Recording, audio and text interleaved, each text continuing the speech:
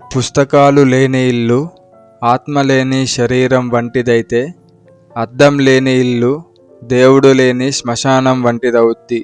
అయితే ప్రపంచంలో ఉన్నదంతా పుస్తకాలలో ఉంది, ప్రపంచంలో లేనిదంతా పుస్తకాలలో ఉంది, పుస్తకాలలో లేనిదంతా ప్రపంచంలో ఉంది. ఇంతకీ ఏ ప్రపంచాన్ని చదవాలనుకుంటున్నావో ఆ ప్రపంచాన్ని చదవడానికి నీ జీవితం సరిపోతుందా?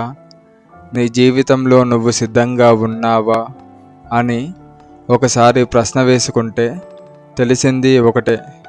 ప్రపంచంలో ఉండే ఎన్నో పుస్తకాలలో అన్ని పుస్తకాలు చదివించే పుస్తకాలే అని అనుకుంటాము. కానీ అందులో చదివిన పుస్తకాలు కొన్నుంటాయి, చదవని పుస్తకాలు ఇంకొన్నుంటాయి, అందులోనే ఇష్టమైన పుస్తకాలు కొన్నవుతాయి. అలా నచ్చిన పుస్తకాలు, అందులోంచే వచ్చే ఆలోచన ప్రవాహాల ప్రభావాలు కొందరివవుతాయి. వారందరూ పురుగులే, పుస్తకాల పురుగులే. పుస్తకాలకు చెదలు పట్టకుండా పుస్తకాలను జాగ్రత్తగా కాపాడుకునే పుస్తక పురుగులే.